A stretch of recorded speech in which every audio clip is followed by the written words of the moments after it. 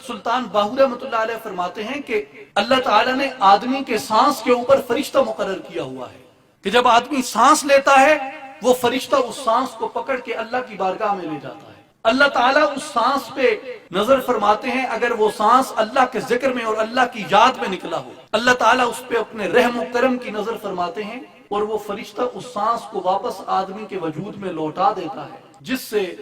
آدمی کے وجود کے اندر رحمت, کرم, شفقت, یاد الہی, خوف الہی, اس کی رحمت کی امید, یہ ساری چیزیں بندے کے وجود کے اندر پیدا ہوتی ہیں. نورانیت, روحانیت,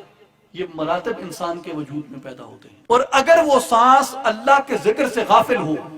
تو اللہ تبارک و تعالیٰ اپنے فرشتے کے ذریعے اس سانس کو اپنی بارگاہ سے دھتکار دیتے ہیں کہ اسے دفع کر دو, یہ مردود ہے, یہ میرے ذکر سے, یہ میری یاد سے غافل ہے, نکال دو اسے میری بارگاہ سے. تو جب وہ سانس اللہ کی بارگاہ سے دھتکار دیا جاتا ہے تو ابلیس اس سانس کو گرفتار کر لیتا ہے, ابلیس اس سانس کو اٹھا لیتا ہے. اس سانس کو اٹھا کے وہ اس کے اوپر اپنی شیطانیت کی, اپنی شیطانی کی, اپنے شر کی نظر کرتا ہے اور وہ سانس واپس بندے کے وجود کے اندر لوٹا دیا جاتا ہے, جس سے آدمی کے وجود کے اندر شر اور شیطانیت اور شیطانی جنم لیتی ہے. اور حضرت سلطان باہو فرماتے ہیں کہ جب وہ سانس بندے کے وجود میں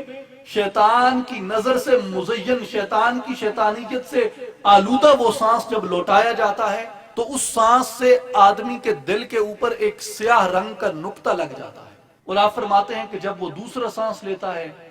پھر وہ اسی طرح اللہ کی بارگاہ سے دھتکار دیا جاتا ہے, پھر شیطان اٹھا کے اس میں اپنی شیطانیت کو شامل کر دیتا ہے, پھر وہ سانس اسی بندے کے اندر لوٹا دیا جاتا ہے, پھر ایک نقطہ لگ جاتا ہے,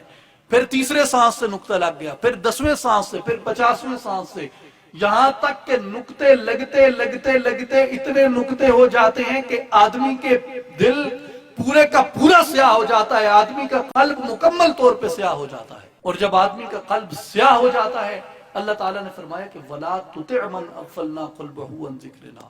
اس شخص کی اطاعت نہ کرنا جس کا دل میرے ذکر سے, جس کا دل میری یاد سے غافل ہو گیا. کیوں کہ وہ اللہ کی بارگاہ کا دھتکارا ہوا دل ہوتا ہے. اور جب دل میلے ہو جائے تو پھر دل صاف کیسے ہوتا ہے؟ جس طریقے سے یہ لوہا ہے, اس لوہے پہ اگر زنگ چڑھ جائے, اس زنگ کو اتارنے کا کیا طریقہ ہے؟ آقا پاک صلی اللہ علیہ وسلم نے فرمایا کہ لِكُلِّ شَيْءٍ سِقَالَةٌ, ہر چیز کے صاف کرنے کے لیے کوئی نہ کوئی آلہ ہوتا ہے, جیسے لوہے کو صاف کرنے کے لیے ریگمال ہے. فرمایا کہ ہر چیز کو صاف کرنے کے لیے کوئی نہ کوئی آلہ ہوتا ہے.